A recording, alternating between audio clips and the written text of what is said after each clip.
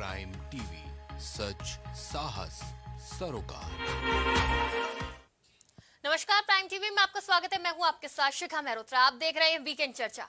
2024 की तैयारी में बीजेपी सबसे आगे नजर आ रही है, जहां बीजेपी को हराने के लिए विपक्षी दलों का एकजुट होना अहम माना जा रहा था, तो वहीं अब विपक्ष में फूट पड़ती हुई नजर आ रही है। जहां पीएम मोदी के सामने अभी तक कोई विपक्षी चेहरा नजर नहीं आ रहा था, वहीं अब विपक्ष के सामने कई चेहरे उभरते हुए नजर आ रहे हैं। जहां एक तरफ कांग्रेस राहुल गांधी को, तो दूसरी तरफ बिहार के महागठबंधन से नीतीश कुमार को विपक्ष से पीएम के चेहरे के तौर पर देखा जा रहा है, तो वहीं दीदी यानी ममता बनर्जी की राजनीति भी इसी तरफ इशारा कर रही है कि वो भी 2024 में पीएम मोदी को चुनौती दे सकती हैं। लेकिन इन सबके बीच बड़ा सवाल यह है कि राजनीतिक विश्लेषक ये सोच रहे थे कि विपक्षी एकता आगामी लोकसभा चुनाव में एक साथ आकर मोदी को कड़ी चुनौती देगी। लेकिन जिस तरह यूपी में विपक्षी एकता चुनाव के बाद विफल होती हुई नजर आ रही है, बिखरी हुई नजर आ रही है, जिसको देखते हुए अब विपक्ष भी फूट फूट कर कदम रख रहा है। लेकिन इस फूक के कदम रखने का क्या नतीजा होगा? क्या नया चेहरा सामने आएगा, या फिर विपक्ष बिखर जाएगा, या फिर एक बार फिर पीएम मोदी ही नए प्रधानमंत्री बनेंगे? अगर पीएम कैंडिडेट नहीं होंगे अगले प्रधानमंत्री के, तो उनका उत्तराधिकारी कौन होगा? इन्हीं सब सवालों के जवाब आज हम लेंगे, लेकिन उससे पहले वो बयान सुनते हैं जो सत्ता और विपक्ष के बीच में चल रहे हैं। हम एक ऐसी पार्टी है जो आइडियोलॉजिकल बेस्ड है, वैचारिक पृष्ठभूमि पर हम खड़े हैं। मैं बार बार लोगों को बोलता हूं, देखो अगर ये विचार नहीं होता ना, तो हम इतनी बड़ी लड़ाई नहीं लड़ सकते थे। और सब लोग मिट गए, समाप्त हो गए, और जो नहीं हुए वो हो जाएंगे। रहेगा तो फिर बीजेपी रहेगी। बात हम हाथ जोड़ करके वो सब मेरे मन में कोई बात नहीं। जो कहता रहे, हमारे नजदीक भी कह देता, हम प्रणाम करते। छोड़ो ना भाई साहब, हमारा काम है सबका काम करना, और हम कोशिश करेंगे कि सभी दल मिल करके एक साथ चलें। विपक्ष वाले तो बहुत अच्छा होगा, एक साथ मिल करके रहेंगे तो लोगों की समस्याओं के लिए बात करेंगे और समाज में अच्छा वातावरण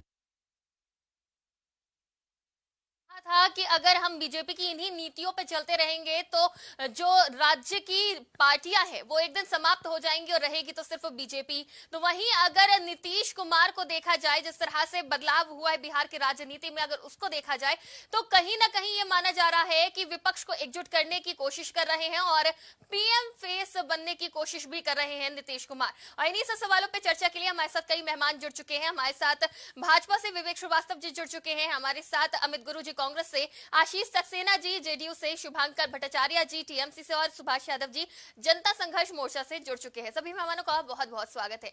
तो सबसे पहला सवाल सत्ता पक्ष से, विवेक जी, जिस तरह से इस वक्त कई कैंडिडेट्स नजर आ रहे हैं विपक्ष में, इनको देखते हुए क्या लगता है, चुनौती मिलेगी बीजेपी को या नहीं मिलेगी? देखिए शिखा जी, विपक्ष अपने आप में बहुत बिखरा हुआ है। स्थिति यह है कि विपक्ष जिन प्रदेशों में सत्ता में है भी, वहाँ भी उसकी आपस में इतनी फुटमत है कि वहाँ भी उनके नेता के नाम पे एकमत नहीं है। अभी आपने देखा कि बिहार में नीतीश जी मुस्कुरा रहे हैं, यहाँ से एक समाजवादी पार्टी के सांसद का बयान उत्तर प्रदेश से अखिलेश जी के लिए आ गया। ममता जी वहाँ रात में सपने देखती हैं,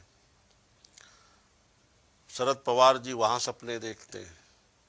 ऐसे तमाम लोग सपने देखने के क्रम में लगे हुए हैं। मुझे लालू यादव जी की एक बात याद आती है। उनसे एक पत्रकार ने पूछा था कि आपका नाम प्रधानमंत्री के लिए चल रहा तो आपको कैसा लगता है जी? तो उन्होंने कहा, अरे आपका चलेगा तो क्या आपको मन में लड्डू नहीं फूटेगा? तो वही हाल विपक्ष के नेताओं का है। वो खुद ही अपना नाम चला करके खुश हो लेते हैं, बाकी जमीनी धरातल पे सच्चाई से विपक्ष बहुत कोसों दूर है। कांग्रेस अपने गांधी परिवार से इतर किसी नेतृत्व को स्वीकार करने वाली नहीं। सबसे बड़ा संगठन विपक्ष का जो कह लीजिए भारतीय जनता पार्टी के विपक्ष में पूरे देश में फैला, वो कांग्रेस का है जी। सदन में संख्या भी उनकी है। दुर्भाग्य उनका ये कि गांधी परिवार से इतर किसी को नेतृत्व देना नहीं चाहते और गांधी परिवार के उनके दिए हुए नेतृत्व को विपक्ष के ही अन्य दलों के नेता स्वीकार करना नहीं चाहते हैं। तो ये जो आपस में ही जो ये तरह की खींचतान है, आप देख लीजिएगा, पूरा चुनाव आ जाएगा, चुनाव हो भी जाएगा, विपक्ष एक व्यक्ति को प्रधानमंत्री के पद के लिए अपना नेता नहीं चुन पाएगा। ठीक है। रही बात भारतीय जनता पार्टी की, तो भारतीय जनता पार्टी का सब कुछ बहुत साफ है। हम 2024 का चुनाव आदरणीय नरेंद्र मोदी जी के नेतृत्व में लड़ने जा रहे हैं। जमीन पे हमारा काम है। जिन क्षेत्रों में हम कमजोर थे, उन क्षेत्रों पे बूथ वाइज हम उन बूथों को मजबूत करने का काम भी चालू कर चुके हैं जी। तो ऐसे में कहीं कोई हमारे लिए कमी की स्थिति नहीं है। हम उन सारी कमियों को दूर करते हुए 2024 में अपने नरेंद्र मोदी जी की सरकार पे, अपने उत्तर प्रदेश की सरकार के कामों के दम पे, नेताओं के साथ, कार्यकर्ताओं के दम पे मैदान में जाएंगे और हमें पूरा विश्वास है कि हम 2024 में प्रचंड बहुमत से सरकार नरेंद्र मोदी जी के नेतृत्व में यानी बीजेपी का संगठन मजबूत है और अब एक बार फिर पीएम फेस और विपक्ष की फूट का असर देखने को मिल सकता है। अमित जी, जिस तरह से कांग्रेस की तरफ से राहुल गांधी को हमेशा आगे बढ़ाया गया है, तो इसको देखते हुए क्या लग रहा है, क्या राहुल गांधी पीएम मोदी को टक्कर देंगे या फिर जो और नए उभरते हुए चेहरे नीतीश कुमार है, ममता बनर्जी है, तो वो आगे बढ़ेंगे? कौन आगे बढ़ता हुआ नजर आ रहा है और कांग्रेस की क्या रणनीति है 24 को लेकर? बड़ा स्पष्ट है। अभी पिछले दिनों में एक सम्मानित टीवी चैनल का एक रिपोर्ट देख रहा था, जिसमें उन्होंने एक सर्वे दिया था जी। कि नरेंद्र मोदी को चुनौती देने के लिए सक्षम राजनेता कौन है। और मैं चैनल का नाम नहीं लूंगा क्योंकि मैं भी किसी आपके चैनल पर बैठा हूँ, प्रतिष्ठित चैनल है, और उसमें लगभग 53% लोगों ने राहुल गांधी का नाम दिया। बीजेपी के हमारे साथी बैठे हैं, उनके पहले दो बातों का मैं जवाब दे दूं, फिर बाकी बातों पे मैं आपसे बात करूंगा जी। इन्होंने कहा कि इनके नेता खुद अपना नाम चलाते हैं।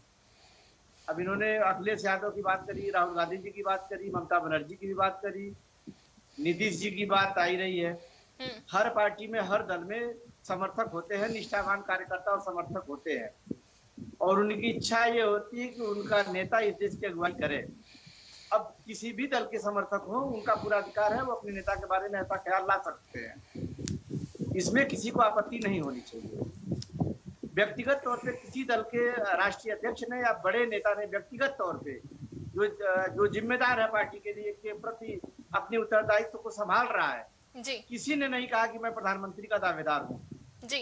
यूपीए का परंपरा हमेशा से रहा है, हम चुनाव लड़के आते हैं, हमारे साथ तमाम सारे दल हैं। अभी ये बूथ मजबूत करने की बात कर रहे हैं, इनके दल में के साथ एनडीए के साथ जितने घटक दल हैं बारी बारी सारे के सारे इनके साथ छोड़कर जा रहे हैं।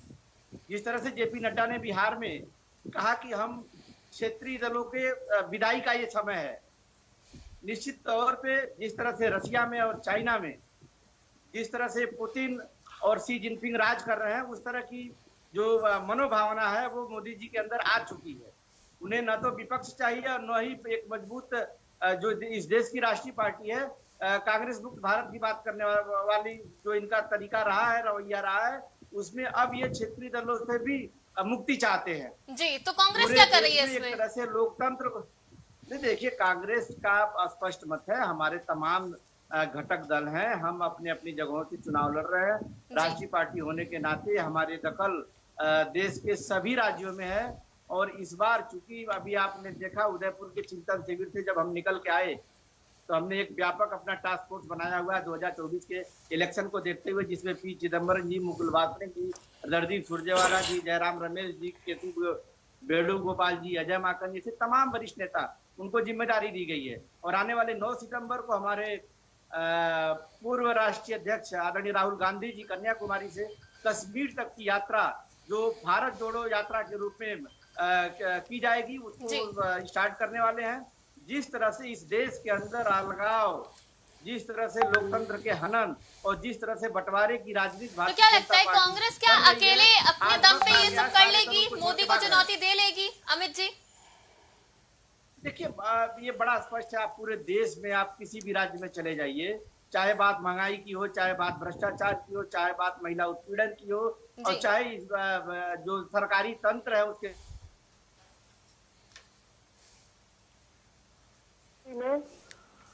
पाएंगे कि कहीं न कहीं से कांग्रेस हर जगह जिस तरह से अपनी मौजूदगी निभा रही है, उससे ये तय है कि हम एक मजबूत विपक्ष के साथ साथ मोदी को और इनकी सरकार को चुनौती देने के लिए सक्षम है। जी ठीक है। आशीष जी, जेडीयू में जिस तरह से एक बड़ा कदम उठाया है, एनडीए से जिस तरह से गठबंधन तोड़ा और एक महागठबंधन एक बार फिर से बना, नए उप मुख्यमंत्री बनाए गए हैं, तो इन सबको देखते हुए क्या लग रहा है? क्योंकि कई सवाल खड़े करे जा रहे हैं और ऐसा भी माना जा रहा है कि एक डील हुई है कि तेजस्वी को उप मुख्यमंत्री बना दिया है, अब वो पीएम फेस बनेंगे और तेजस्वी बाद में मुख्यमंत्री बन जाएंगे। तो इस तरह की अटकलें बहुत तेज है, तो क्या लगता है, क्या ऐसा कुछ सही है, क्या इसमें सच्चाई है?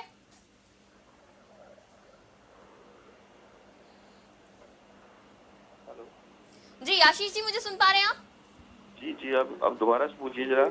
जी, तो जिस तरह की राजनीति बिहार में देखने को मिली है, एनडीए को दरकिनार कर दिया गया है, नया महागठबंधन बनाया गया है, नए उप मुख्यमंत्री बनाए गए हैं, तो इसको देखते हुए जिस तरह के कयास लगाए जा रहे हैं कि वो पीएम फेस बन सकते हैं आने वाले समय में, और जो उप मुख्यमंत्री हैं वो एक समय पे मुख्यमंत्री बन जाएंगे, इस तरह की कुछ डील हुई है, इस तरह की बातचीत हुई है, तो इन अटकलों पे क्या विराम लगेगा या फिर इनमें सच्चाई है? देखिए, सिर्फ अटकलें हैं जो आपने कहा है, ये वाकई में अटकलें हैं। अभी आपने सुना होगा हमारे माननीय नेता श्री नीतीश कुमार जी ने खुद कहा है कि वो किसी तरह की कोई दावेदारी नहीं कर रहे हैं जी। ये बाकी महागठबंधन में एक बात और मैं कहना चाहूंगा कि कोई भी ऐसा व्यक्तित्व तो अभी तक किसी को भी नजर नहीं आ रहा है जो नीतीश जी से के अलावा इतना एक्सपीरियंस हो। ठीक, तो ये महागठबंधन का अंदरूनी निर्णय है कि वो लोग हैं भाजपा से, तो जाहिर सी लोग सहमत होंगे तो नीतीश जी पीएम कैंडिडेट आएंगे।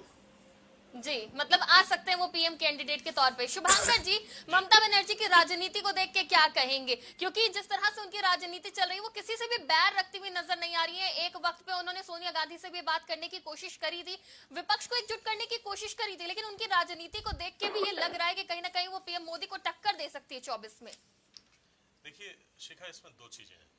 जैसे कि अभी अमित जी ने कहा, मैं थोड़ा इस बात से मैं इत्तेफाक रखता हूँ कि हर एक पार्टी का एक अपना एक इंटरनल एक इमोशंस होती हैं जो उसके खुद के नेता के साथ होती हैं। हर कोई चाहता है कि उसके अपने नेता को वो पीएम के उम्मीदवार के रूप में देखें।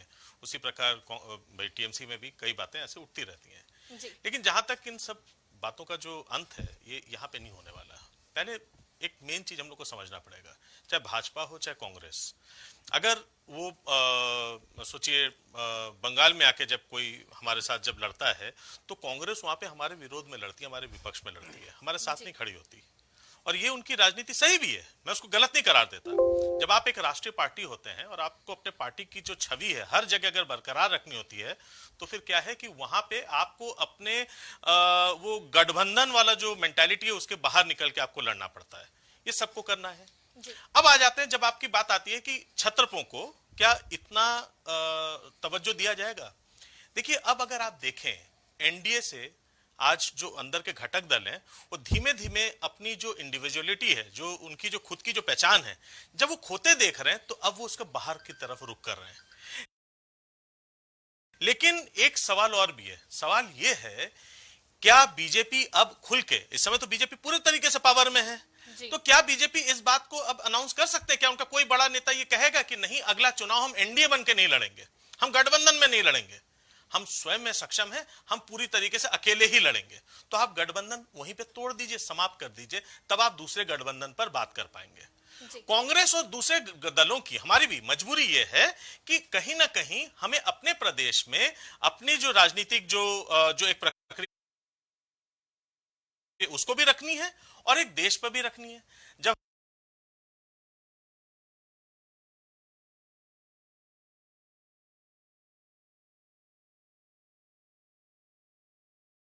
हम अभी उसमें हमारी जितनी मजबूती जुड़ेगी, जैसे नीतीश जी जुड़े तो हमारी विपक्ष की आवाज कहीं ना कहीं मजबूत होती है। 2024 आते आते ये मत भूलिएगा, 10 साल का इनकम्बेंसी वो छोटा पीरियड नहीं है। 5 साल का इनकम्बेंसी होता है तो लोग कहते हैं चलो कोई बात नहीं, 5 साल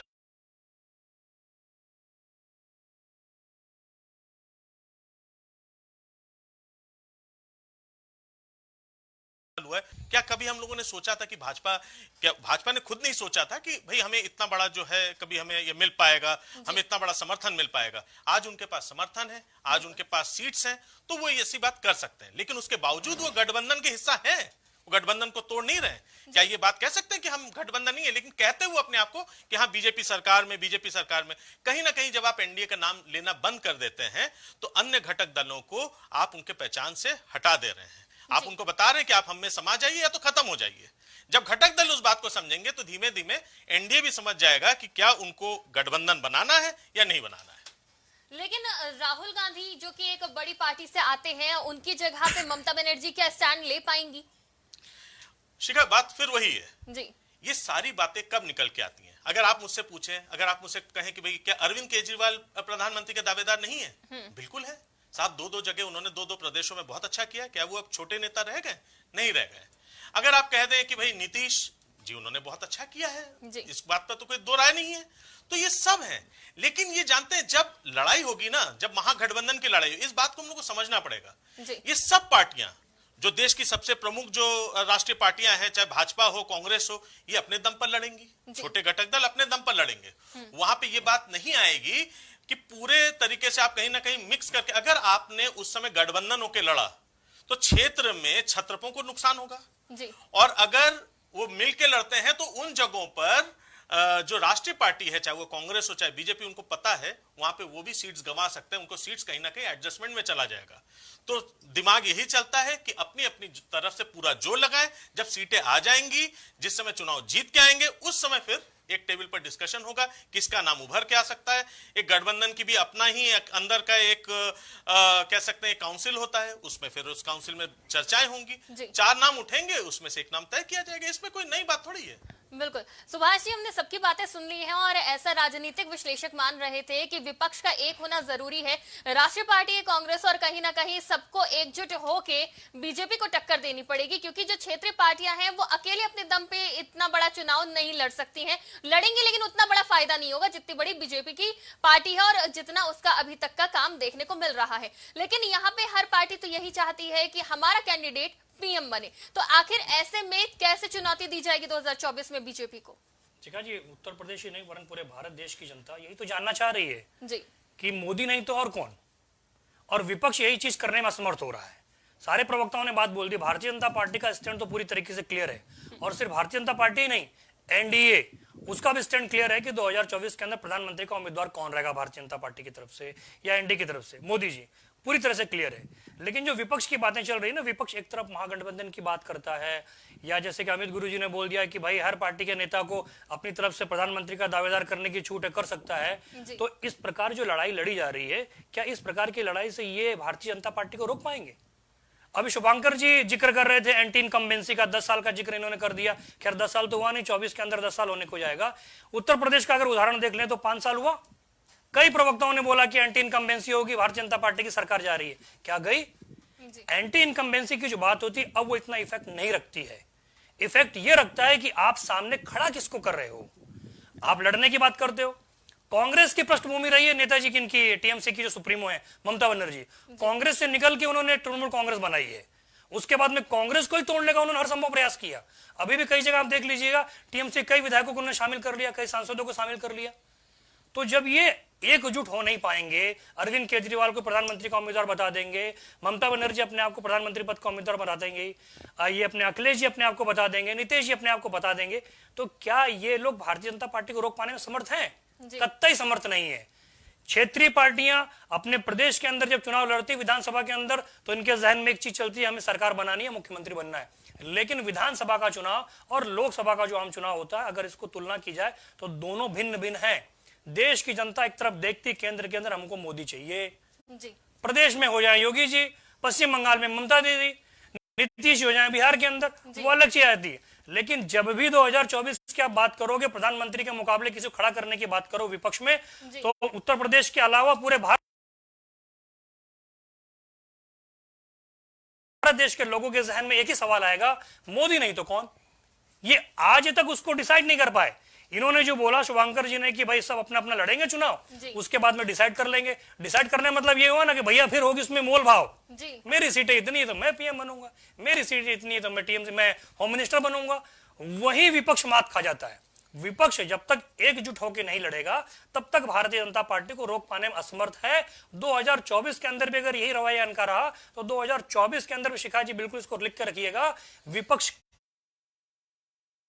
कहीं नहीं टिकेगा। मोदी जी फिर से आएंगे तीसरी बार।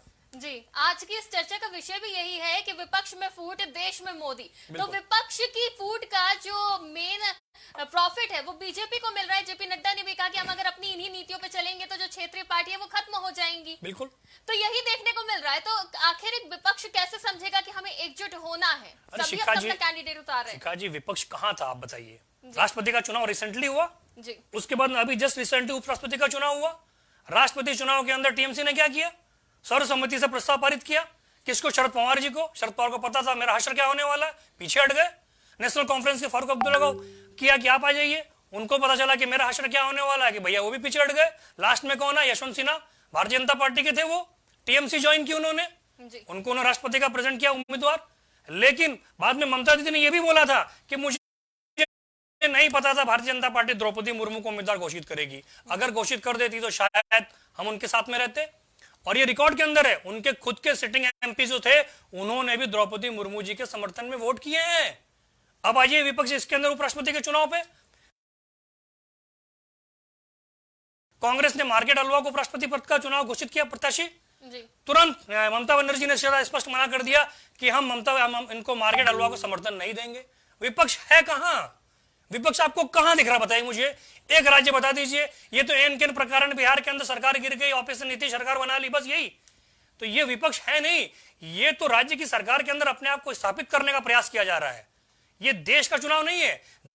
देश का जब चुनाव आएगा तो देख लीजिएगा, ये अपनी अपनी डफली अपना अपना राग बजाएंगे, मोदी जी को रोक नहीं पाएंगे ये लोग। जी, शुभांकर जी आप कुछ कहेंगे इस पे?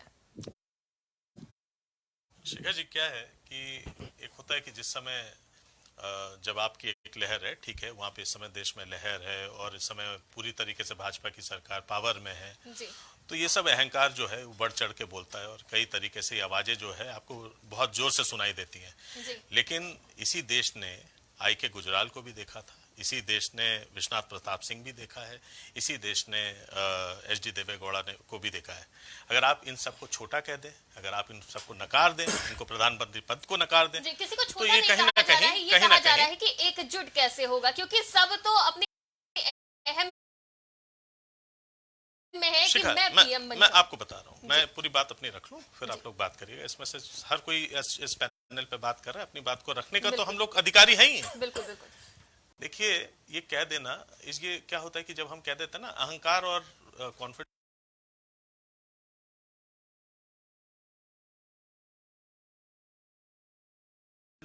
उसका मतलब है कि आप मुद्दों को, आप सोशल मुद्दों को आप सब पूरी तरीके से नकार देते हैं। आप कहते हैं नहीं, महंगाई कोई मुद्दा हो ही नहीं सकता, है ही नहीं, इसलिए हम जो चाहे कर सकते हैं।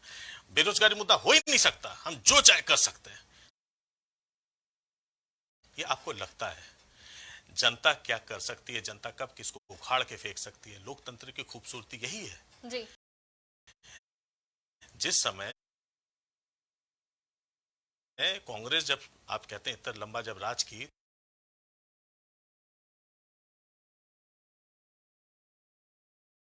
तो क्या कांग्रेस को बहुत समय एक समय उनको भी लग चुका था कि भाई हम लोग नहीं कहते थे India means Indira, Indira means India, तो बोला जाता था ना तब, क्योंकि कहीं ना कहीं हम लोग छवि की जो है हम लोग उसके ऊपर ज्यादा विश्लेषण करते हैं। आज मोदी जी का समय है, लेकिन इंदिरा जी को भी हार चखना पड़ा था। तो मोदी जी ठीक है, एक ओवर द लाइफ इमेज एक हम लोगों ने बना रखा है और एक हम लोग एक नया भगवान तैयार कर रहे हैं, वो अपनी जगह सही है।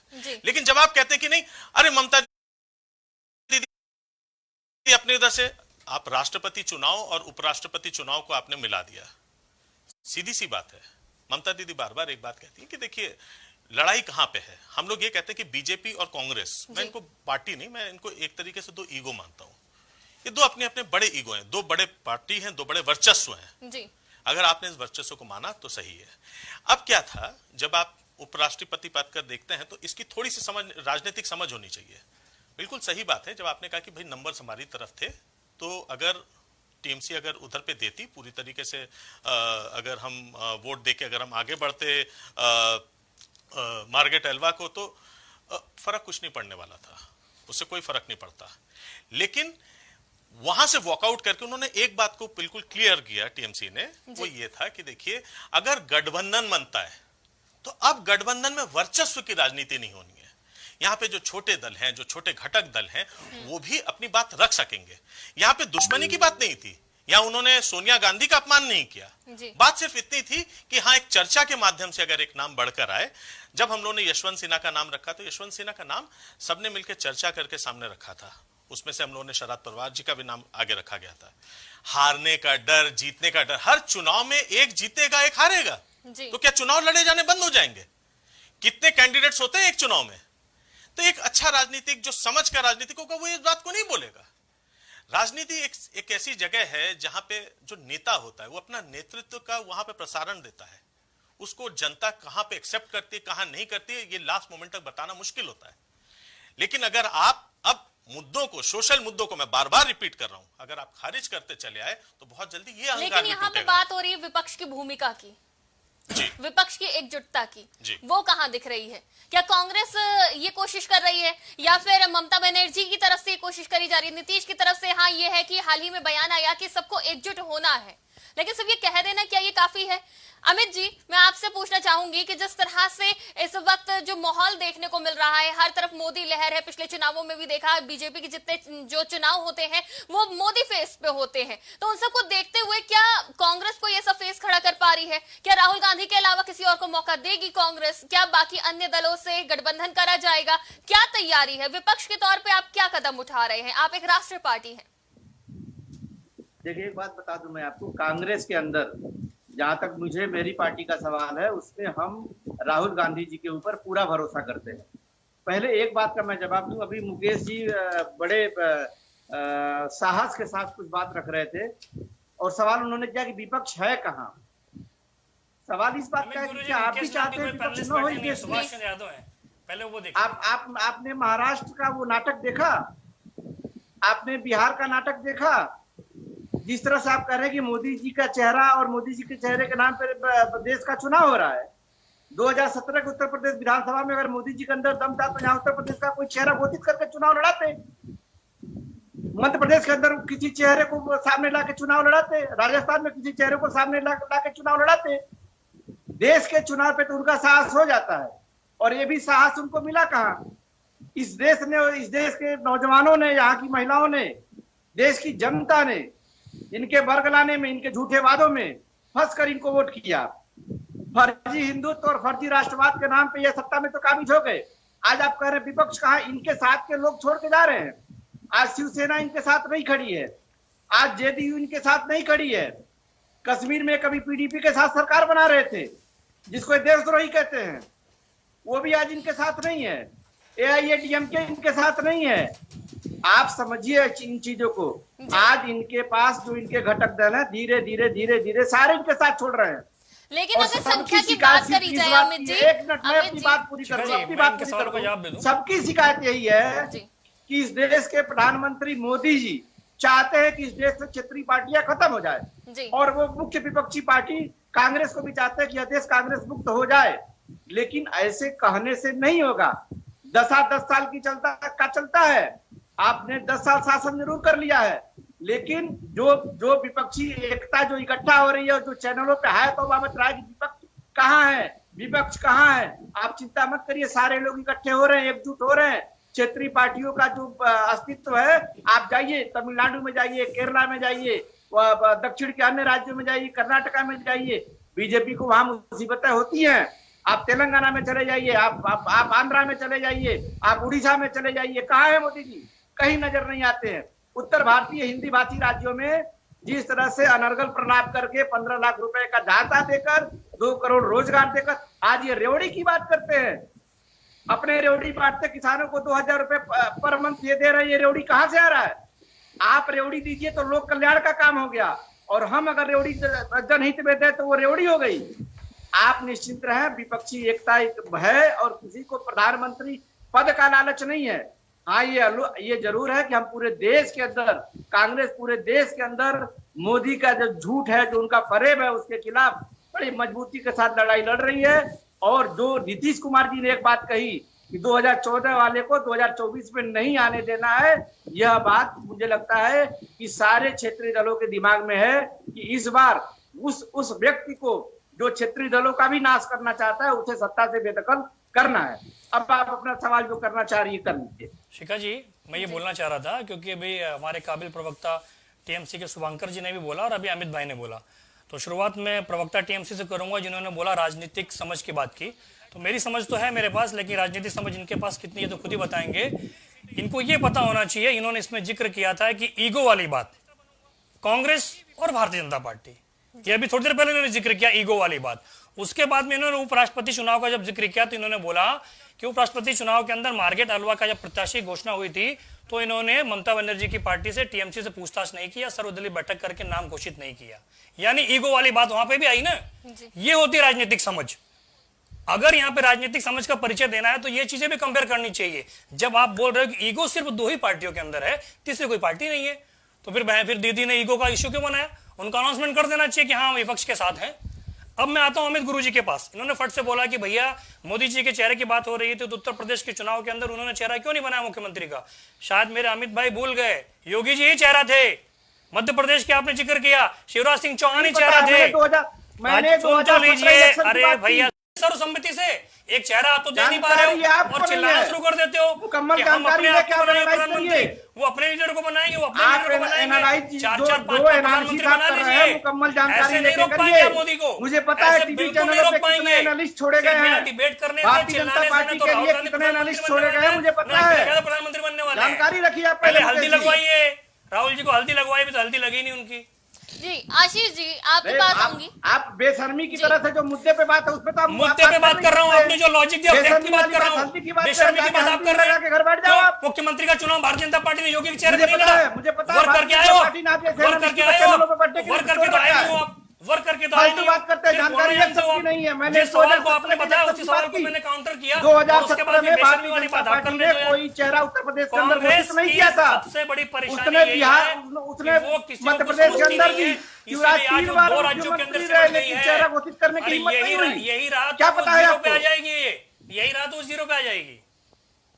ठीक है, आप चिंता मत करिए, आप चिंता मत करिए। नीतीश कुमार की बात करी जाए तो जिस तरह से हम चिंता नहीं करेंगे तो कौन करेगा? अमित जी आप एनालिसिस कर रहे हैं, यही एनालिसिस है आपका। मैंने 2017 के इलेक्शन की बात की और 2022 पहुंचाए। 2017 आपने बोला नहीं, दिमाग में आपने बोला नहीं बोला आपने 2017 आपने साल का जिक्र ही क्यों नहीं बोला? 2017 के अंदर कौन सा चुनाव था भैया? डिबेट खत्म होने के बाद पूरी डिबेट को सुनिएगा। 2017 के अंदर कौन सा लोकसभा का चुनाव था? मैंने 2017 उत्तर प्रदेश, मैंने राज्यों के इलेक्शन को लेकर बोला। आपने इसका मतलब पूरी बात मुझे मेरी आपने पूरी बात सुनी ही नहीं। आप भाजपा का एजेंडा जेल में रख के बैठे हुए हैं, आपने पूरी बात सुनी नहीं। टीएमसी ले लेगी आपको दूसरों का एजेंडा दिमाग में रखना है। आपको रोकना चाहूंगी मैं, अभी आपको समय दिया जाएगा। आपको बीजेपी के एजेंडा दिमाग में रखना है, दूसरों का पैनलिस्टों का आप क्यों सुनेंगे? आपको पूरा समय दिया गया है अमित जी, आपकी पूरी बात भी सुनी गई है, बाकी पैनलिस्ट को भी समय देना है। तो मेरे सम्माननीय पैनलिस्ट हैं जी, बात अन्य पैनलिस्टों की सुना करें जी। यही जो मैं बोल रहा हूँ उसी को नकार। मुझे यहाँ पे अमित मैंने जो बोला आपने सुना नहीं। उन्होंने क्या बोला कि आप लोगों को एजेंडा दिया गया चैनल के मालिकों पे, ये इस तरह से जो आरोप लगा रहे हैं बिल्कुल दिया गया, गलत है। ये बिल्कुल गलत है।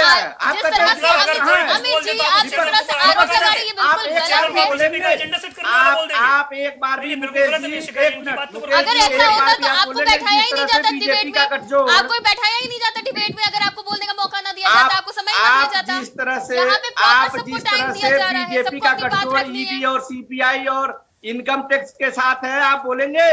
ठीक है अमित जी, अगर आप इस डिबेट का मतलब समझ रहे होते,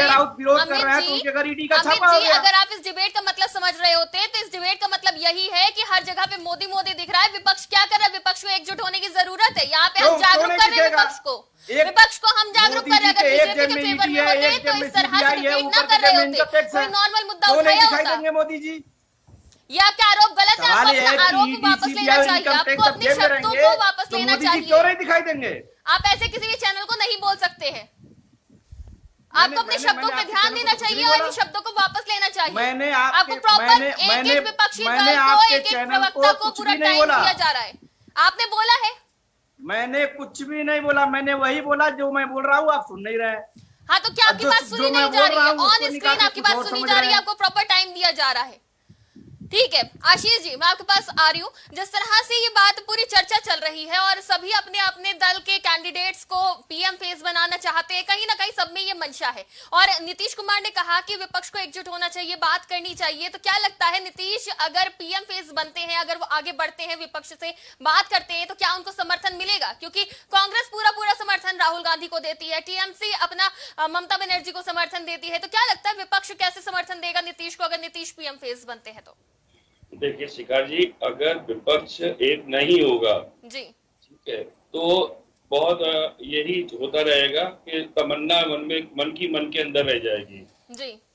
लेकिन अभी तक मेरे कुछ दोस्त साथियों ने उदाहरण दिया, राष्ट्रपति चुनाव का उदाहरण दिया, कुछ साथियों ने उपराष्ट्रपति चुनाव का। देखिए मैं आपको बताऊं, राष्ट्रपति चुनाव हुआ, उपराष्ट्रपति चुनाव हुआ, ये सब राजनीतिक चुनाव होते हैं और लोकसभा का चुनाव एक आम जनता का चुनाव होता है।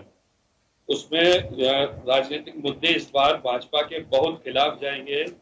गरीबी की चरम सीमा पे, जो गरीबी पर मार पड़ रही है, महंगाई चरम सीमा पे पहुंच रही है, मेरी समझ ये कहती है कि ये सबसे बड़ा मुद्दा होगा। आज आम आदमी जो है वो किसी और चीज से उसको कोई मतलब नहीं रहता, उसको 2 जून की रोटी से, अपने घर के कपड़े से मतलब रहता है। वो आज महंगाई की मार झेल रहा है। भले से मोदी जी ने कुछ भी किया हो देश के लिए, मार कहें मैंने चांद पे पहुंच गया, मैंने ये करवा दिया, उससे नहीं। आम जनता, आप घर में अगर भूखे बैठे हैं जी, और बाहर आप लंगर चलवा रहे हैं तो आपका लंगर बेकार है। आज आप देखिए कि कोई भी घरेलू सामान ऐसा है जो आज सस्ता है जिसे आम आदमी की पहुंच में हो जी। आपने ये तो जता दिया कि आपने उज्ज्वला योजना के तहत सिलेंडर बांट दिए, ये बांट दिए। सिलेंडर को रिफिल करने की आज पोजीशन कहाँ आ गई है? 1200 रुपए का सिलेंडर मिल रहा है जी। जबकि वही 400 रुपए का जब सिलेंडर कांग्रेस के समय में था तो मोदी जी चिल्लाते थे, गला फाड़ते थे अपना कि महंगाई बहुत है। ठीक है, सबसे पहली बात तो यह है कि आम जनता इस बार महंगाई को मुद्दा बनाएगी। आशीष जी, इतने समय तक एनडीए के साथ आपकी सरकार थी तो ये मुद्दे तब क्यों नहीं उठाए गए? अब आप अलग हो गए तो अचानक सबको इन मुद्दों की भी याद आने लगी। अलग होकर उठाता है आदमी। हमारे नेता ने तो, माननीय नीतीश कुमार जी ने कहा ना कि उनकी बातों को नहीं सुना जा रहा था, इसीलिए वो अलग हुए हैं। उनकी बातें अगर सुननी जा रही होती और उनकी राय मानी जा रही होती तो वो अलग क्यों होते? हमारी जो बातें, हमको निगरानी, हमको अनदेखा किया जा रहा था, उसीलिए तो हम अलग हुए हैं। अब आई विपक्ष की जो बात आ रही है इतनी देर से डिबेट में कि एकजुट होने की बात, हमारा ये कि सभी दल आज कुछ भी हो, जब एक टेबल पे बैठेंगे 2024 से पहले, देखिए भविष्य के गर्त में क्या छुपा है कोई नहीं जानता। आज हो सकता है सबको अलग दिख रहे हो। और हमारे प्रवक्ता भाई सुभाष जी अभी बहुत अच्छे से भाजपा की तारीफ कर रहे थे। ठीक है कि कोई छोटे विपक्ष है कहाँ? जब विपक्ष एकजुट होगा तब ये पूछा जाएगा कि भाजपा कहाँ है। और 24 से पहले विपक्ष एकजुट होगा, ये विश्वास मान के रखिए। सारे लोग क्योंकि त्रस्त हो चुके हैं इस सरकार से, सारे छोटे दल, घटक दल जितने हैं छोटे छोटे, उनको अपने मतलब पे गले लगाती है ये, मतलब निकल जाने पे उसको किनारे कर देती है। तो राजनीतिक पार्टियां भी अच्छे से जान चुकी हैं इनकी रणनीति को और आम जनता तो भुगत ही रही है। तो 24 से पहले कि ये हर हालत में परिवर्तन, एकजुटता करके एक पीएम का चेहरा बनाया जाएगा। उसमें कोई भी हो, मैं ये नहीं कहता कि हमारे माननीय नेताजी होंगे। हमारे नेताजी ने तो अपनी इच्छा भी नहीं की है, अभी दिन भी कहा था कि मुझे कोई दावेदारी नहीं की है। लेकिन हाँ ये सत्य है कि अगर विपक्ष एकजुट नहीं हुआ और आपस में खींचातानी मचाई रखी, राहुल जी सोचे मैं प्रधानमंत्री बनूं, ममता जी सोचे मैं बनूं, ये अगर चलता रहा तो वाकई में भाजपा को कोई नहीं रोक पाएगा। बिल्कुल, विपक्ष को ये सोचने की भी जरूरत है। विवेक जी, जेपी नड्डा का बयान सामने आया था कि अगर हम बीजेपी की इन्हीं नीतियों पे चलेंगे तो जो क्षेत्रीय पार्टियां हैं वो खत्म हो जाएंगी। आखिर वो नीति कौन सी है? देखिए शिखा जी, भारतीय जनता पार्टी राष्ट्रवाद की नीति पे चलती है जी, लेकिन विपक्ष तो कुछ और ही कह रहा है। वहां पे ईडी में उलझा दिया और बाकी एजेंसियों में उलझा दिया और यहाँ पे अपना एजेंडा आगे चल रहा है। देखिए ईडी में उलझा नहीं दिया, ईडी से लोग उलझ गए जी। जब भ्रष्टाचार कांग्रेस किया है, मजबूत हुई तो वहां पे जो है वहां पे ईडी की कार्रवाई, ममता बनर्जी मजबूत हुई तो वहां पे भी कार्रवाई चल रही है। नहीं, मजबूत होने पे ईडी की कार्रवाई वाला विषय नहीं है शिखा जी।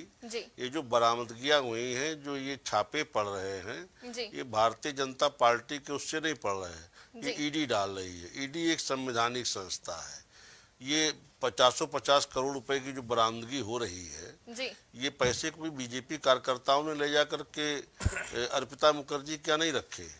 ये नेशनल हेराल्ड के कार्यालय में जो छापे पड़ रहे हैं, नेशनल हेराल्ड के में घपलेबाजी कोई कांग्रेस भाजपा के कार्यकर्ताओं ने नहीं की, वो सोनिया गांधी राहुल गांधी जी ने की, जो उसपे वो जमानत पे हैं और उसी में ईडी छानबीन कर रही है। तो ये सब विषय जो इन लोगों ने किए हैं, जो बोए हैं, वही काट रहे हैं। अब ईडी अगर जांच के लिए बुला रही तो जाना चाहिए। अब जैसे हमारे अमित जी ने संजय राउत जी का नाम लिया, तो पात्रा चाल में जो घोटाले में उनका नाम आया, उसमें ईडी जांच कर रही है। पात्रा चाल से बीजेपी के कार्यकर्ता का तो कोई संबंध है नहीं, उसमें जो किए हैं वही तो लोग पूछ रहे हैं, तो जाकर के बताएं। अब ऐसे में धरना प्रदर्शन करना, संवैधानिक संस्थाओं के विरोध, इस तरह का विरोध आंदोलन करना, ये उचित नहीं है। अच्छा, ये चूंकि अमित जी को ये मेरी बात समझ में इसलिए नहीं आएगी कि ये जिस दल से हैं, इनका दल लोकतांत्रिक संस्थाओं के विरुद्ध इसी तरह की गतिविधियां करने के लिए जाना जाता रहा है। जब इंदिरा गांधी के ऊपर मुकदमे चलते थे तो संजय गांधी के नेतृत्व में युवक कांग्रेस के कार्यकर्ता रायबरेली की अदालतों में जाके हो कर देते थे, अदालतें बंद हो जाती थी। ये हमेशा से अपने आप को न्यायपालिका से ऊपर समझते रहे हैं, तो इन्हें नहीं समझ में आता है कि ईडी बुलाई तो जाना चाहिए। अमित जी, आप क्या कहेंगे, क्योंकि विवेक जी ने सीधे तौर पे आप ही पे आरोप लगा दिया कि इन कामों के लिए आप ही जाने जाते थे। दो सीधा सवाल करता हूँ, उसी में इनका जवाब भी है जी। सबसे पहले तो 2014 में जब से मोदी जी आए हैं, इन 8 सालों में भारतीय जनता पार्टी या भाजपा के किसी भी घटक दल के किसी एक नेता का नाम बता दें जिसके खिलाफ ईडी और सीबीआई ने कार्रवाई की हो। दूसरी बात, जिस भ्रष्टाचार की बात कर रहे हैं, महेश शाह का नाम ये भूल गए। गुजरात में 13,000 करोड़ रुपए कैश मिले नोटबंदी के दौरान, उस महेश शाह के नाम को दफन कर दिया गया क्योंकि अमित शाह का नाम जुड़ रहा था। जिस तरह से गुजरात के पोर्ट पे ये मादक पदार्थ मिले हजारों करोड़ रुपए के सारे मामले दफना दिए गए। आप समझिए, ये लोग अपने दल या अपने दल से जुड़े लोगों के ऊपर कोई भी कार्रवाई करना नहीं चाहते हैं, और विपक्षी दलों से जो इनसे टकरा रहा है, चाहे वो लालू प्रसाद यादव की पार्टी टकरा जाए, चाहे वो उद्धव ठाकरे की पार्टी टकरा जाए, चाहे वो तृणमूल कांग्रेस के लोग टकरा जाए, चाहे कांग्रेस के लोग टकरा जाए, ईडी और सीबीआई और इनकम टैक्स तुरंत सक्रिय हो जाती है। और अब तो इस देश में ईडी, सीबीआई और इनकम टैक्स ये अपनी गरिमा कैसे बचाएगी, अब तो ये खुद अपने आप में लड़ रहे हैं। ये वही देश है जिस देश के सीबीआई के दफ्तर में सीबीआई ने छापा मार दिया। आप समझिए चीजों को, यानी कि अपनों को बचाएंगे और विपक्षी पार्टियों पे कार्रवाई करवाएंगे। शुभांकर जी, आप क्या कहेंगे, क्योंकि ममता बनर्जी भी 2 दिवसीय धरना प्रदर्शन कर रही हैं और आवाज उठा रही हैं ईडी के ऊपर, और इन सब तमाम जितने भी काम चल रहे हैं, जिस तरह से प्रदर्शन विपक्ष का देखने को मिल रहा है, ममता बनर्जी की भागीदारी भी है इसमें। चलिए, मैं इसको बहुत आसानी से रखता हूँ कि देखिए क्या है कि पहले तो समझ की बात है। समझ की बात कैसे है कि अगर आप सोचते हैं कि पार्थ चैटर्जी उन्होंने इतना बड़ा घपला किया, यानी बहुत दिमागी आदमी रहे होंगे, घपला करने के लिए बहुत प्लानिंग की, लेकिन 2016 से उन्होंने सारे दस्तावेज और सारे पैसे एक कमरे में खुला छोड़ के, कमरा बाहर से दरवाजा बंद करके ऐसे ही छोड़ दिया। तो ये भी थोड़ी सी सोचने की बात है। मतलब कोई इनके अच्छा, मैं उस सब तो बातें, अब देखिए ईडी और सीबीआई बहुत अच्छा जानेगी, उसके ऊपर मैं वो कहने वाला कौन होता हूं। जब कांग्रेस थी तो उस समय ईडी सीबीआई पर जो जांच के पर जो उंगलियां उठाती थी, वो आज सत्ता पक्ष में है ना। तो अब वो वहीं से सीखी या क्या सीखी है, उसको जिस तरीके से वो चला रहे हैं, अच्छी बात है। लेकिन मैं और भी चीजों को मैं प्रूफ में लाता हूं। अब देखिए मुकुल राय, ठीक है ना, अब हमारी पार्टी के साथ हैं, बहुत बड़े गुनहगार हैं देश के, ये माने जाते थे, ठीक है। उसके बाद वो बीजेपी में शामिल हो जाते हैं। शारदा कांड पहले बहुत पीटा जाता था, हर एक चैनल पे यही ढिंडोरा पिटता था। उसके बाद शारदा कांड के मुकुल राय को जब ये लेके जाते हैं, उसके बाद वो साफ हो जाते हैं, उन्होंने उनको क्लीन चिट दिया, और फिर उंगलियां उठी उनके जो दूसरे जो पार्टनर थे, यानी शुभेंदु अधिकारी, नारदा और शारदा दोनों में उनका नाम उठा। अब नारदा और शारदा का नाम उठना ही बंद हो गया। सवाल ये नहीं है, अगर पार्थो चैटर्जी दोषी हैं, वो मंत्री पद में नहीं है, उनको एक हम लोगों ने वो टेम्पररी सस्पेंशन में डाला, सारी बातें ठीक है, लेकिन मैं ये कहता हूं अगर वो दोषी पाए जाए उनको आप फांसी पे चढ़ा दीजिए, सब कुछ करिए जी। लेकिन दोषी पाए जाने पर क्या बीजेपी में ले जाके आप सफाई करने वाले हैं? सफाई करके वो सारी चीजें फिर एकदम इक्वेट हो जाएंगी? क्या ये चीजें आने हमें दिखने वाली है? तब तो शक पैदा होगा जी। अगर शक नहीं पैदा होना है तो फिर कार्रवाई करिए, चाहे वो किसी भी पार्टी में हो। बिल्कुल सही बात। एक चीज अभी मैं अभी सुन रहा था, आशीष जी कह रहे थे, तो बिल्कुल बात सही है। हम लोग बहुत सारी बातें भूल गए, जो बातें हम लोग भूल गए महाराष्ट्र में, फिर गुजरात की बात आई। गुजरात में आपने आजकल अचानक पता नहीं नीरव मोदी जी की कोई आवाज, कोई बात नहीं सुनने में आ रही, उनको वापस लाने की बातें नहीं हो रही हैं। अचानक मेहुल चोकसी को हम लोग भूल गए हैं, उनकी बातें नहीं हो रही है जी। तो कहीं ना कहीं इन बातों पर शक पैदा होता है कि ईडी और सीबीआई हर चीज को आधा आधा करके छोड़ क्यों दे रही है? आधा इस पर से किया फिर छोड़ दिया, क्या यहाँ पे कोई अलग से साठगांठ होती है? तो जनता ये सब भी तो कहीं ना कहीं सोच तो रही होगी ना कि पुराने चीजों का क्या हुआ, उन बातों का क्या हुआ, चाहे वो हमारे पार्टी में हो चाहे किसी पार्टी में हो। अगर आपने किसी एक इंक्वायरी को शुरू किया तो उसको फिर आपने उसके एंड तक क्यों नहीं पहुंचाया? विपक्ष पे इस की कार्रवाई होती है। आशीष जी, अभी तक हमने देखा कि जो भी विपक्षी पार्टी मजबूत होती है उसके ऊपर ईडी, सीबीआई, आईटी, इन सब की कार्रवाई होती है, और अब जिस तरह से बिहार में अलग राजनीति देखने को मिल रही है, क्या लगता है नीतीश और तेजस्वी पर एक बार फिर से कार्रवाई होगी क्या?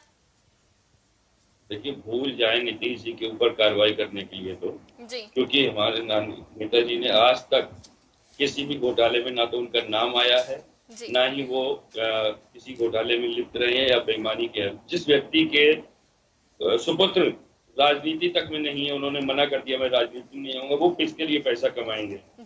वो किसके लिए जोड़ के रखेंगे?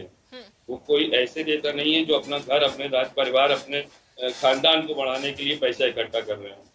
उनके ऊपर तो सपना ही ढूंढते रह जाएंगे, ये लोग ढूंढ ही नहीं पाएंगे। हाँ, ये बात सत्य है कि भाजपा का ये नीति है कि जो विपक्षी है उसके ऊपर कार्रवाई शुरू हो जाती है। जब तक वो उनका दोस्त रहता है तब तक उसके ऊपर कोई कार्रवाई नहीं होती है। जहाँ दोस्ती टूटती है या अलग हो जाता है तो कार्रवाई हो सकती है। जी बिल्कुल, कार्रवाई तो होती है। सुभाष जी, आप क्या कहेंगे, जिस तरह से लगातार सब पे कार्रवाई हो रही है उसको देखते हुए क्या इसी तरह से सब चलता रहेगा? बाकी सब अपनी पार्टी के नेताओं को बचाने में और इस तरह से प्रदर्शन करने में, सीबीआई, आईटी, ईडी, इन सबके प्रदर्शन में ही लगे रहेंगे और बीजेपी अपने संगठन को और मजबूत करती रहेगी? शिखा जी, बिल्कुल सही बात है, बीजेपी अपने आप संगठन को मजबूत कर रही है, लेकिन यहाँ पे मैं जेडीयू के जो महामंत्री जी बैठे आशीष जी का बहुत बड़ा साधुवाद अदा करूंगा, धन्यवाद अदा करूंगा। वो मेरी बात से सहमत हुए। उन्होंने स्पष्ट बोला इस डिबेट के माध्यम से कि अगर विपक्ष एकजुट नहीं होगा तो 2024 के अंदर मोदी जी को रोकना नामुमकिन। उन्होंने एक्सेप्ट कर लिया, जबकि वो भी विपक्ष की धुरी है। वही चीज टीएमसी के प्रवक्ता एक्सेप्ट नहीं कर पा रहे थे, वही चीज अमित गुरु जी भी एक्सेप्ट नहीं कर पा रहे थे, और लेकिन आशीष जी ने पूरी साफ गोई से, पूरी ईमानदारी से उस चीज को स्वीकार कर लिया जो पिछले 1 घंटे से इस डिबेट के अंदर मैं बोलता आ रहा था। दूसरा, जो ईडी की बात चल रही है, सीबीआई की बात चल रही है, प्रवर्तन निदेशालय की बात चल रही है, मेरा यहाँ पे मानना है कि संवैधानिक संस्थाएं अपनी जांच कर रही हैं, किस आधार पे कर रही हैं, क्या कर रही है, वो उनका इंटरनल मैटर है। लेकिन अगर विपक्ष के नेता अगर घोटालेबाज नहीं है तो डर किस बात का? क्यों डर रहे हो आप? आपने कुछ किया तभी तो डर रहे हो ना। तो जब डर रहे हो इसका मतलब कुछ किया है, तो जांच एजेंसी अपना काम करेंगी। जांच एजेंसियों का बहाना बनाकर अपने आप के ऊपर जो आ रहे हैं खतरे, उससे बचे नहीं। यहाँ पे जो विपक्ष की जो बात चल रही थी, मेरे दोस्त शुभंकर जी ने एक बात बोली के माध्यम से कि राष्ट्रपति उपराष्ट्रपति चुनाव का जिक्र किया था उन्होंने। शुभंकर जी ने बोला कि हमारा वोट कुछ बड़ा काम नहीं कर पाता। शुभंकर जी, जब आपका वोट कुछ बड़ा काम नहीं कर पाता तो फिर आप हारने वाले लोगों का सहयोग क्यों करते हैं? मैं जवाब दे दूं? जी बिल्कुल जी, आप ही से सवाल है। हाँ, शिखा जी, सबसे पहली बात यह है, मैं हमारे बगल में बैठे हुए हैं सुभाष भाई का मैं तब से नीचे देख रहा था कि एक पार्टी का नाम आ रहा है जनता संघर्ष मोर्चा। पार्टी नहीं हो तो जनता संघर्ष मोर्चा, चलिए पार्टी ना सही, एक मोर्चा तो है जी, लेकिन वो भारतीय जनता पार्टी मोर्चा ज्यादा दिख रही है। वो जनता संघर्ष के कहीं बातचीत के अलावा उनको ईडी के बारे में पता है, सीबीआई के बारे में पता है, उनको भारतीय जनता पार्टी के सारे एजेंडे के बारे में पता है, कैसे काम करती है उसके बारे में पता है, सब कुछ पता है, सिर्फ जनता संघर्ष के बारे में नहीं पता। लेकिन अब मैं आपको बताता हूँ, शायद उनको नहीं समझ में इसलिए आएगा क्योंकि उनके मोर्चा का कोई इससे कोई न प्रधानमंत्री पद से लेना देना है, ना उनके पास कोई दावेदारी, ना कोई बात, तो इसलिए मैं ज्यादातर उनके जो जितने व्यक्तिगत राय हैं उनको सीरियसली नहीं लूंगा। अब बात आती है जहां पे उन्होंने अभी सवाल किया कि जहां हमने कहा कि दिखाने का, देखिए, दो तरीके की चीजें हैं इसमें, अगर आप समझ सके तो समझिएगा कि ये जो उपराष्ट्रपति राष्ट्रपति का चुनाव आप जानने दीजिए, वो तो बात हो गई, राष्ट्रपति एक उसमें से अभी आशीष जी ने भी अभी कहा, जिनकी अभी तारीफ कर रहे थे, उन्होंने भी इस बात को कहा कि देखिए वो जो चुनाव है उसमें जनता का चुनाव नहीं होता, जनता वोट नहीं डालती उसमें। जब आप एक राष्ट्रपति उपराष्ट्रपति के चुनाव में जाते हैं, उसमें जनता के जो नुमाइंदे होते हैं वो अपने पक्ष का वोट रखते हैं, उसकी खुद की एक वैल्यू होती है जी। हमारी जो वैल्यू कुल निकल के आती थी, नेचुरली सी बात है कि जगदीप धनखड़ जब तक रहे बंगाल में, वहां पे जब तक रहे, तो आपने देखा कि भाई हमारा जो कंटिन्यूअसली जो संघर्ष जो उनके साथ चल रहा था वो लगातार बना हुआ था। लेकिन जब उपराष्ट्रपति पद की बात आई तो बात ये थी कि वो तो भाई भाजपा से थे, कोई बात नहीं थी।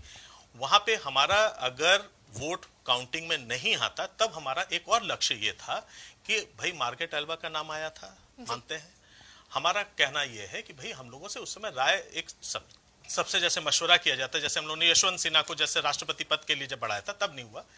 ये एक मैसेज गया, अगर आप इसको समझें तो आंतरिक जीत इस बात की थी कि जब कभी महागठबंधन बने तो एक सोच, एक विचारधारा के साथ बने, किसी वर्चस्व पे न बने। ये एक सिग्नल गया था, जिसकी एक जिसको कहते हैं ना कि एक सिग्नल की एक जीत थी, एक आप कह सकते हैं एक उन्होंने एक मैसेज पहुंचाया कि यहाँ पे वर्चस्व नहीं। जब एक गठबंधन की बात होगी तो गठबंधन में सभी की बातें ली जाएंगी, सबको एक साथ में लिया जाएगा, वहां पे एक विचारधारा के साथ सब लोग चल सकते। बात रखिए कम शब्दों में। शुभंकर जी, यानी आपने एक्सेप्ट कर लिया जो डिबेट के माध्यम से आपने बोला था कि राजनीतिक के रूप से अगर देखा जाए तो दो ही ईगो हैं, यानी आप इस चीज को एक्सेप्ट कर चुके हैं अभी कि आपकी सुप्रीमो भी ईगो बना सकती है, क्योंकि अगर ईगो नहीं बनाती तो मार्केट हलवा के सपोर्ट के अंदर वो आती है। दूसरा, आपने राजनीतिक वैल्यू की बात की ना, तो मैं राष्ट्रपति चुनाव के ऊपर आ जाता हूँ। आपने ध्यान नहीं दिया होगा वैल्यू के अंदर, आपने फट से मुझे बोल दिया कि जनता संघर्ष मोर्चा है, जनता का संघर्ष तो नहीं हो रहा, लेकिन ईडी का काम कैसे कर रही है वो आपको पता है। भाजपा के प्रवक्ता के रूप में बोल रहा हूं, आपने सवालों को घुमा के अपने आप को बचाने का प्रयास किया, लेकिन आपको पता होना चाहिए कि राष्ट्रपति चुनाव के अंदर विपक्ष की वैल्यू 51% थी और एनडीए की वैल्यू 49% थी। अगर विपक्ष एकजुट होता तो कड़ी टक्कर दे पाता, आपने टक्कर दी। तो अपने आप को बचाने के लिए किसी और के ऊपर आरोप प्रत्यारोप न करके अपने गिरेबान में तुम झांक के देखे कि विपक्ष कर क्या रहा है।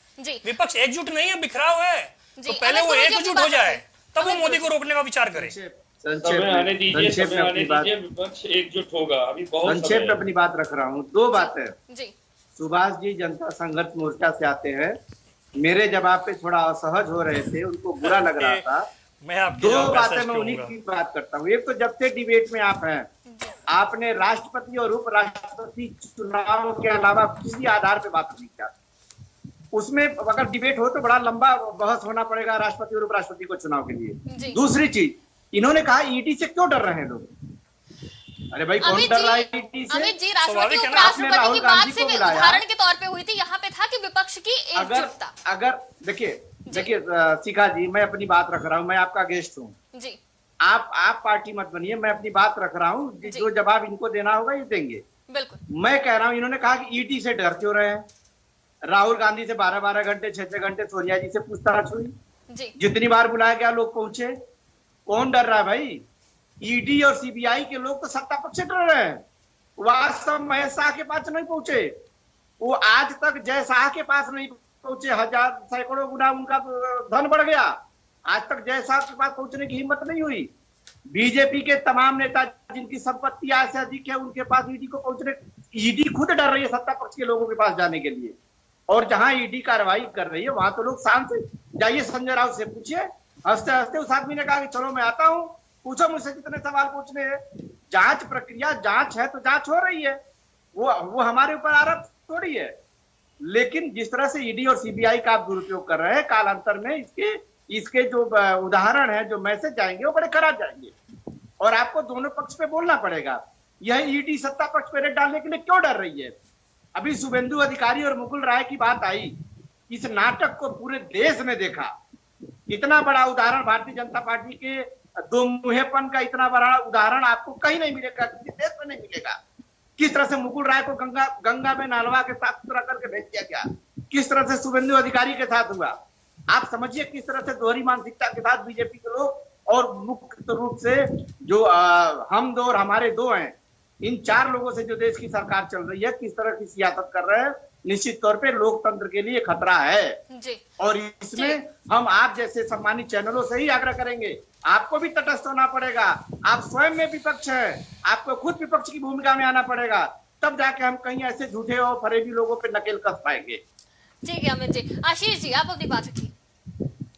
शिखा जी, मैं अभी यही बता रहा था आपको, ईडी और वगैरह सीबीआई की जो बात हो रही थी जी ये बात सत्य है कि उसका दुरुपयोग हो रहा है जी। कि अभी आप एक न्यूज चैनल पे रूबिका लियाकत जी ने संबित पात्रा जी से एक सवाल पूछा था, वो मेरी बाकी थी कि मैं पूरा नहीं देख पाया, सवाल सुना था उनका, तो उन्होंने भी एक क्वेश्चन पूछा था कि भाजपा के नाम पे ईडी सीबीआई, ईडी को क्या कोई निकल दिख के नहीं आता है, क्यों ईडी को सिर्फ विपक्षी दलों के लोग दिखते हैं।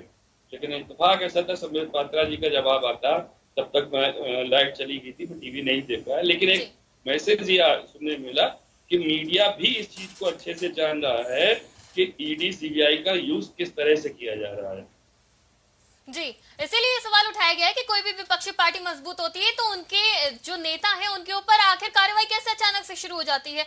विवेक जी आपसे जानना चाहूंगी, यहाँ पे हमने विपक्ष के तमाम नेताओं से तो बात कर ली, प्रवक्ताओं से बात कर ली और ये तो जान लिया कि वो अपने अपने कैंडिडेट को पीएम फेस बनाना चाहते हैं। हालांकि सभी की मंशा होती है कि उन्हीं का नेता जो है प्रधानमंत्री बने या फिर कोई बड़े पद पे जाए। तो हम अब भाजपा से जानना चाहते हैं कि जो 2024 का चुनाव होगा वो किसके फेस पे हो गया? क्या सारे चुनावों की तरह पीएम मोदी के फेस पर ही होगा, पीएम मोदी ही प्रधानमंत्री बनेंगे, या फिर उम्र का दायरा देखते हुए कोई नया चेहरा होगा, योगी या शाह? देखिए शिखा जी, नरेंद्र मोदी जी देश ही नहीं दुनिया के सबसे लोकप्रिय नेता हैं। उम्र के दायरे में भी अभी वो आते हैं, उसके बाहर नहीं है। भारतीय जनता पार्टी, एनडीए सब उनके नेतृत्व में चुनाव में जाएंगे और हमें पूरा विश्वास है कि उनके नेतृत्व में भारतीय जनता पार्टी की प्रचंड बहुमत के साथ सरकार बनेगी। यानी कि पीएम फेस पीएम मोदी ही रहेंगे? बिल्कुल बिल्कुल। जी सुभाष जी। शिखा जी, अमित गुरुजी ने जो सवाल किया था उसका थोड़ा सा मैं जवाब दे दूं। इन्होंने राष्ट्रपति उपराष्ट्रपति चुनाव की जो बात कर रहे थे कि सुभाष जी बार बार वही बात बोल रहे हैं, तो अमित गुरुजी वर्तमान में यही चुनाव हुए थे, राष्ट्रपति और उपराष्ट्रपति के चुनाव। ये चुनाव विपक्ष की एकता की धूरी साबित होते अगर पूरा विपक्ष एकजुट होता। हार जीत अलग चीज है, लेकिन आप अगर सत्ता पक्ष को थोड़ी सी भी अगर चुनौती दे पाते तो 2024 के अंदर आपकी एकता कहीं ना कहीं कोई नया गुल खिलाती। अब आते हैं ईडी के ऊपर। ईडी के ऊपर जो बार बार आप बात कर रहे जांच एजेंसियों की, दुनिया भर के आपने जो जिक्र कर दिए ना, तो उस जिक्र पे आने से पहले एक उदाहरण दूंगा मैं, लेकिन उसके पहले मैं आपको बोल दूंगा, आपको ना तो संजय राउत से कोई तकलीफ है, न आपको पार्थ चटर्जी से कोई तकलीफ है, न मुकुल राव से कोई तकलीफ है। आपको तकलीफ इस बात से है कि नेशनल हेराल्ड केस के अंदर राहुल गांधी को 12-12 घंटे बुला के क्यों पूछताछ की गई, आपको तकलीफ वो है। आप बोलते हैं जांच एजेंसियों का दुरुपयोग हो रहा है। आपकी सरकार थी, जो सरकार अभी बिहार के अंदर आई है, फिर से वही लालू यादव जी चारा घोटाले के अंदर शामिल थे, आप ही की सरकार ने सीबीआई की जांच बिठाई थी और उनको आरोपी साबित किया था। क्यों भैया? अब यही सवाल अगर आपसे पूछा जाए कि आपने दुरुपयोग किया लालू यादव को फंसाने के लिए, तब तो बगले झांकने लगोगे इधर से उधर। बगले मत झांको, मुद्दों के ऊपर अगर आएंगे तो मुद्दों के ऊपर भी आपके पास सवालों के जवाब नहीं है। जांच एजेंसियां वही कर रही है जो आप दिखा के गए हो। ठीक है अमित जी, आप सुन पा रहे हैं?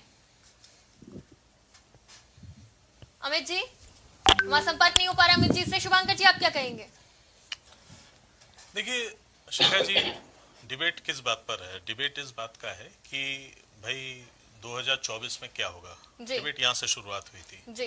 कई बातें हम लोग, हाँ पीएम फेस कौन है, तो बात वहीं पे मैं बार बार उसी पे आता हूँ कि देखिए चीज ये है कि सारी पार्टियों को जहां जहां उनके खेमे हैं वहां पे उनको पूरी जोर से लड़ना है।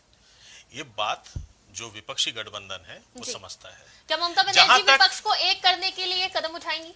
शिखा, मैं अपनी बात को खत्म कर लूंगा कि देखिए गठबंधन की जो राजनीति है उसे कोई नहीं नकारा। अगर अभी तक आपने देखा कि ना विवेक जी ने भी इस बात को नहीं कहा कि नहीं हम बीजेपी बन के लड़ेंगे। हकीकत है उन्होंने कहा कि नहीं एनडीए भी इस बात को मानती है। बिल्कुल सही बात है, मैं मानता हूं इस बात को। लेकिन एनडीए, अगर एनडीए है तो आप भी एक गठबंधन में है। अगर गठबंधन है तो क्या गठबंधन में समस्त पार्टियों का, छोटा बड़ा समस्त पार्टियों का क्या सम्मान है या नहीं है? जब विपक्षी गठबंधन बनेगा या जिस समय चुनाव आएगा, जो मेन जो आपका जो गठबंधन एनडीए गठबंधन भी है, क्या उसमें भी सारी पार्टियां ये देखेंगी कि नहीं देखेंगी, क्योंकि उनका अस्तित्व बचा रहे। और जब अस्तित्व की लड़ाई की बात आती है तो हर एक पार्टी अपने अपने क्षेत्र में अपने अस्तित्व को बचाने की कोशिश करेगी। तो इसमें कोई भी हर्ज नहीं है कि कोई पार्टी अपने पार्टी को अगर मतलब अपने नेता को बड़ा दिखाना चाहे, ये होता है। लेकिन सीटों की राजनीति है, सीट की राजनीति होती है। अगर एनडीए में घटक दलों की सीट बढ़ जाती है और बीजेपी अचानक कमजोर हो जाती है, तो आप ये देखेंगे कि उसमें भी जो नेतृत्व को लेके तब संघर्ष शुरू हो जाएगा। बिल्कुल। आशीष जी, नीतीश कुमार ने तो नहीं कहा कि वो अभी नेतृत्व करेंगे, वो पीएम बनेंगे, लेकिन अगर बात करी जाए सपोर्ट की, अगर वो पीएम फेस नहीं बनते हैं तो वो आखिर किस चेहरे को सपोर्ट दे सकते हैं? ये महागठबंधन के साथ वो रहेंगे, ये उन्होंने कहा है। और ये अभी कोई भी व्यक्ति नहीं कह सकता कि किस फेस को सपोर्ट। अभी यही आ जाएगा कि मोटी सी आपको बताएं, अगर हमने कह दिया कि हम फला व्यक्ति को सपोर्ट करेंगे, तो ये फिर अभी हमारी ही आपस की एक एकजुटता नहीं दिखाई देगी जी। वो शीर्ष नेतृत्व है सारी पार्टीज के, सारे महागठबंधन के, वो कार्य उनका है बैठ के डिसाइड करने का कि कौन फेस रहेगा, कौन नेतृत्व करेगा।